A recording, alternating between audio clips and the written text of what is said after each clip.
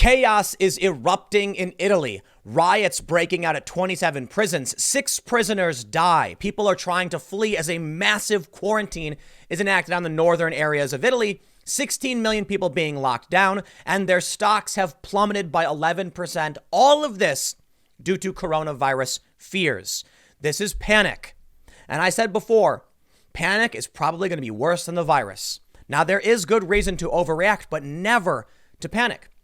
Before we get into this, I want to talk about what happened this morning, because a lot of people are falsely claiming that the drop in stocks today is based on the coronavirus. For those that aren't familiar, this morning, when trading began on Wall Street, there was an immediate and massive drop-off. It triggered one of the air quote circuit breakers at I believe it was 7% loss. They froze trading for 15 minutes. It's recovered a little bit, but as of right now, it is down 5.59%. This has everything to do with Saudi Arabia dumping oil and dropping the prices, and probably very little to do with the coronavirus. We've seen the market going up and down due to coronavirus fears. There's an impact on airlines, for instance.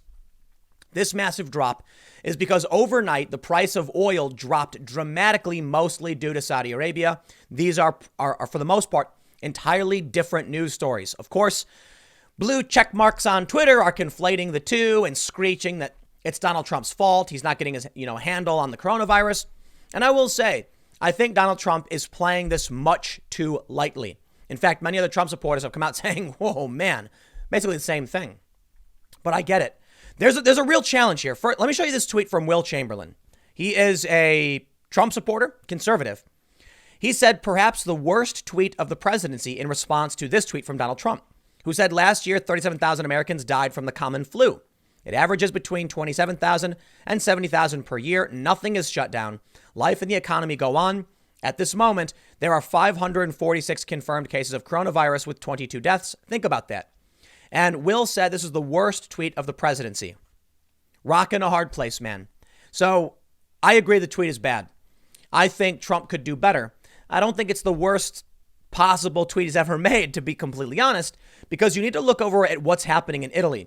And in this regard, I can't tell you what the right course of action is for the president. He needs to make sure people don't panic, but I personally think he needs to do more to let people know you've got to take care of yourself. But perhaps it's a powder keg. And no matter what Trump says, if he says anything in the direction of this could be bad, people will panic like they are in Italy. Let's read this story from CNBC. They say, Italy's massive coronavirus quarantine provokes panic and prison riots. Stocks fall 11%. Italy's extended quarantine restricting the movement of people in its industrial northern heartland have provoked panic among residents and accentuated the country's north-south divide. Prime Minister Giuseppe Conte signed a decree on Sunday imposing restrictions of the movement of people in the northern region of Lombardy, the epicenter of the outbreak in Italy, and 14 other provinces across the north until April 3rd. The measures now affect more than 16 million people, banning them from moving in and out of those areas. The publication of a draft decree Saturday afternoon by newspaper revealing the forthcoming wider quarantine measures prompted panic among residents trying to get out before the restrictions came into force after midnight. Media reports said bars and restaurants emptied and thousands of people tried to leave the region in cars and trains, where there were reports of shoving and pushing by passengers. Violent protests have broke out in 27 Italian prisons against coronavirus restrictions, with many inmates asking for an amnesty due to the virus emergency, news agency ANSA reported Monday, citing local sources. Some 20 inmates had managed to break out of Foggia prison in Puglia during a riot Monday morning. ANSA said, citing local sources. Shopkeepers in the area were told to close their shops in the vicinity of the prison. Prison unrest broke out in a prison in Modena Sunday afternoon after inmates were informed that visits from relatives had been banned to prevent the spread of infection. In the south, relatives of detainees in a Poggiorial prison in Naples, I'm trying to pronounce these words, clashed with police against the government ban. Now, before we move on from there, here's the update from CNN. 6 dead in Italy prison riots after visits suspended due to coronavirus. CNN reporting 6 prisoners have died in a Modena prison after riots broke out in several Italian jails following the suspension of visits to curb the spread of the virus. Riots occurred on Sunday in Modena, Frosinone, Naples, Pavia, Alessandria, and Foglia prisons, according to a statement by the Italian Justice Ministry. The disturbances ended on Sunday evening. During the Modena prison riot, prisoners occupied the entire prison, including the infirmary, where they got hold of various drugs, including methadone. The director of the Italian penitentiary system, Francesco Basantini, said it in an interview Monday. 2 of the dead died of an overdose, one of inhalation of toxic smoke, and 3 died after all the inmates were moved to another prison. Those deaths are still being investigated. Basantini explained that a prison in Salerno in southern Italy was the first to riot last Saturday, leading to a wave of revolts. Now, we have bedlam in Italy, and I'm going to warn you right now. If you think it can't happen here, you are wrong. Now, you absolutely should not be panicking, because if you've been watching me, you probably, and you've been listening, you probably already went out and bought some supplies. But I'm going to tell you something crazy right now, man. We went shopping the other night, and for the most part, no real problems. You go to the store, there's not massive lines, but I was surprised to see in the local Walmart near me, tons of supplies are gone. Toilet paper has been mostly bought out. Water's mostly bought out. I think it's funny that the first thing people go for is toilet paper. I don't know why, seriously, and not food. That to me is kind of strange, but okay. There was a lot of food that was basically sold out, and some supplies, but for the most part, there are a bunch of stores in my area, and everything seems to be decently okay for now. That's just my area. I'm kind of surprised to see there have been a shortage of some supplies. The shelves are stripped bare of a lot of products. I really didn't want to believe, or just didn't believe, it would actually come here. When I heard the stories about New York and Washington and Hawaii, I'm like, because they have confirmed cases. Well, now Philly has some confirmed cases. The shops near me have started panicking as well. But take a look at this story. Fauci on shutting down coronavirus epicenters. Anything is possible. I hope you're paying attention to this stuff. I hope you are not panicking. Dr. Anthony Fauci, director of the National Institute of Allergy and Infectious Disease, said Sunday that he doubted the U.S. would have to impose measures as draconian as total shutdowns ordered in some regions in northern Italy to halt the spread of coronavirus, but said anything is possible. We have to be realistic. I don't think it would be as draconian as nobody in or nobody out.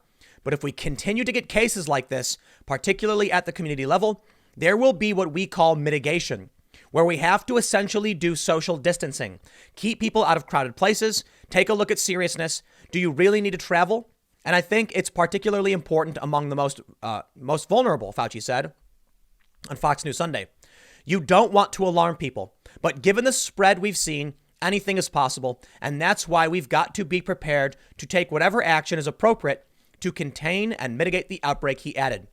Fauci also addressed reports that health experts on the White House's coronavirus task force had been overhauled on the recommendation that elderly people refrain from air travel. I'm going to come back to this, but now I want to point out why Donald Trump is wrong. In this tweet, he said, last year, 37,000 Americans died from the common flu. It averages between 27 and 70,000 per year, right? He said there's only 546 cases. Okay, hold on. Here's the problem. Current flu season has been in effect for several months. I think maybe even 2 or 3 months longer than coronavirus has. And coronavirus is expanding exponentially. They're saying every, between 7 and 9 days, the number doubles. The reason why we are seeing substantially more flu infections is because it's been around a lot longer. And it's not just that. It's that the flu does occur all throughout the year, but flu season is in, a particular point. The numbers they've tracked for this year started October, I'm pretty sure. It is entirely possible flu could be worse. But if the mortality rate of coronavirus is 34 times higher than that of the flu, I think it's something we absolutely need to be paying attention to. And Trump Look, I get it, man. It's very difficult. I look at this tweet from Trump and I say, I don't like it. It's my initial reaction. Know this. If Trump tweeted right now, you need to take care, be prepared. We're working with the CDC. This could be serious. The media would slam him for inciting panic. In Australia, when the prime minister came out and said, hey, coronavirus is bad, people raided stores, started fighting over toilet paper. There's literally a woman got arrested. A guy got tased. And they would blame Trump for that. The challenge is, it seems Trump's only option is to try and keep people calm. I'm not going to pretend like I know what the right answer is. But you know how I'm talking about it, right? I'm saying this could be serious. And please do not panic. I can't stress that enough. You will hurt yourself if you do. But based on my opinion and how I'm addressing it, I kind of feel like Trump would need to say something more direct. But man, talk about a rock and a hard place. This is why you'll never see me be interested in politics. Never. Because what's the right answer? I don't know, man. I really don't know. Certainly some Trump supporters are calling him out, saying it was not a good idea. But it is hurting Trump. I believe it's fair to say it is hurting Trump to a certain degree. Trump recently hit his highest approval rating ever at 46.3 in the aggregate. And he's fallen down now to 44.7. First of all, 44.7 is still really, really high for his presidency, but he is taking a hit in his approval rating, probably because of the criticism he's getting over the coronavirus. I'm not going to tell you that he's blundering this, making the worst even worse. I lean towards he probably should be a little more, serious and alarmed. He's really trying to downplay it. But all I know is that if Trump came out and said this is going to be serious, bunker down, they would say Trump is inciting panic and they'd go after him. So what do you do? I think no matter what happened, Trump was going to be blamed for this. They're even trying to blame him for the market dropping when that was Saudi Arabia. So it is what it is. But let's get back to the story from the Hill. Fauci said, quote, here's the deal. No one overruled anybody about saying this. So let me say it loud and clear now. Right now, I'm telling the American people based on everything that's agreed upon in the task force. If you are an individual with an underlying condition, particularly an elderly person with an underlying condition, you should start to distance yourself from the risk and above all, don't get on a cruise ship. He also addressed the specific case of the Grand Princess cruise ship, which will dock in the port of Oakland after being turned away from San Francisco. I recommend very strongly in our meetings that we get those people off that ship. We don't want to have a repeat of what we saw with the Diamond Princess, where the ship became almost a hotspot of transmission. I feel strongly about getting them off there, Fauci said.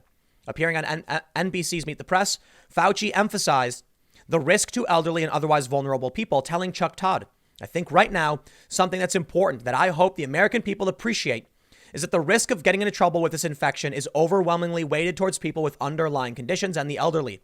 You don't want to go to a massive gathering, particularly if you're a vulnerable person. My understanding is right now, the average age of death is 81, which is exactly what we would have expected. Underlying conditions, the elderly, people with weaker immune systems. There are people who have been younger who have died. We have seen videos of people collapsing in the street, but that's probably substantially less. The mortality rate is high right now. It's possible that once we start screening, the mortality rate will drop dramatically. I believe the mortality rate in South Korea is 0.6 for two reasons. When you have a more accurate picture of how many people are infected, you can actually just do the math better. More importantly, when you're screening people, you're catching it early and hospitalizing them before it gets too late. So that's a good reason to actually start launching these tests, which the government, the U.S. said they're going to be doing. We'll see what happens. Now, here's where things start to get pretty worrisome. We saw how bad it got in Iran. 10% of the members of parliament are infected. Several government officials are dying. And now this. Coronavirus case at CPAC brings Outbreak closer to Trump, threatening to upend his routine amid re-election bid. Not just that, but Ted Cruz is going to be self-quarantining. Many people at CPAC were shaking hands and meeting with somebody who has now tested positive. There's concern that the virus may have been spread to basically everyone. Donald Trump is 73, so I certainly hope, at least in private, he's taking things very, very seriously. And everybody knows Trump is a germaphobe. He doesn't like shaking hands and things like that. So maybe that's going to play to his favor right now. There's concerns over, say, Bernie and Biden. One of the things that they've been talking about, I don't know if I have the story pulled up. I thought I did. Okay, I do have it here. Despite virus risk, 2020 hopefuls keep up campaigns for now. Bernie and Biden are both old. They are very close to the median age and having a high risk to being susceptible to the coronavirus. And they are going out and high-fiving people and shaking hands. I hope they take this seriously. I really, really hope they do. It would be a very, very strange thing to see them, for whatever reason, unable to continue. And Tulsi Gabbard is still in the race. So I don't know what would happen if Joe Biden and Bernie were now unable to continue their campaigns. I'm not saying because they lose their lives. Maybe they get sick. Maybe they get incapacitated. I'm just saying they should take this seriously. Look, people want to say, like Trump was saying, it's like the flu. Please, man, this could be way worse. Now, the panic is what I think we should be more concerned about, to be honest. That's why I said have emergency food, go shopping, because the panic is worse often than the disease itself. Check this out. We have this tweet from Steve Steger. He is the gentleman anchor for 9 News in Denver. A United flight from Eagle, Colorado to Newark, New Jersey, I believe Newark, was diverted to Denver because of disruptive passengers on board. Denver police tells us 3 passengers were upset because a single passenger was sick on the flight. They didn't make any arrests. The flight redeparted for Newark, according to United. So I'm assuming that's Newark, New Jersey, but there's probably a ton of places named Newark where planes probably fly to, but Newark is the obvious one. People on a plane saw someone sick and freaked out. So right now, we have 546 cases in the U.S. It's likely to be in the thousands, maybe tens of thousands, because most people, as Trump said, get it, don't even notice, go to work, they cough a bit and they're fine. Most people get some kind of minor cold and don't even realize. 18% are hospitalized, 3.4% globally have died. The numbers right now are very, very low. And for the time being, it really does seem like you're much more likely to get the flu than you are to get the novel coronavirus. But the coronavirus, people have no immunity to, and panic sets in. How you get people to prepare without panicking, I have no idea. Look, I've had people message me saying, Tim, you're freaking out too much. You're stressing people out, things like that. It's like, listen, I don't know what to tell you. I see a lot of people trying to claim that's the media hype making everything worse. Maybe that's the case. It could just be the media has latched onto the story. But take a look at the actions of China. And in this instance, as much as I'd love to, I'm not going to blame the media. China locked down their country. They barricaded people in their homes. They knew something we didn't. Now Italy is under hard quarantine as the virus continues to spread throughout the entire country. And they're having riots in their prisons. The rioting, fair to say, is panic. Maybe the quarantining of 16 million was a panic, but people started fleeing. But take a look at what China is doing. And I'm going to go ahead and err on the side of, look, I think China's nuts. But they knew something we didn't. Maybe they knew the actual death rate. There's videos of people being barricaded in their homes, people being dragged away. People are locked in their houses. There's men in suits walking into buildings, spraying the disinfecting chemicals everywhere. China reacted to this like in a way we've never seen for these other viruses like SARS and MERS, at least to my understanding.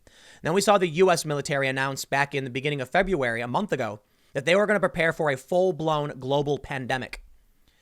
Actions speak louder than words. You've got all these agencies and other governments reacting to an absurd degree. And it could be because everyone's panicking, or it could be because it's actually really, really bad. And they're not going to tell you because they're trying to prevent a panic. And that is what's worrisome. And that only makes panic worse. When the Surgeon General came out and said, please stop buying masks, they don't help. What happened? A ton of people rushed to go buy masks. So listen, hopefully it's nothing. We want to be wrong on this one. But there are some people saying, I think it was the American Hospital Association predicting 94 million infections, I think globally, maybe even in the US, I'm not entirely sure, but they're saying by July, we could see 94 million infected. There you go. Maybe they just hate Trump. Maybe that's what some people think. They think, oh, everyone just hates Trump, so they're using us against him. There was an article in the New York Post saying that things are going to start calming down. We've hit the bell curve. I honestly don't know. I'm not going to play politics on this one. To the best of my personal ability, from what I've read and what I've seen, you can blame the media and say they're hyping things up. But you got to look at the militaristic actions of China and these other governments. And it seems like it's more serious than they're actually letting on. And that may be because if they came out and said what was actually happening, people would freak out even worse than they already are. Take it all with a grain of salt, and you're going to have to figure this one out for yourself. That's the best I can do.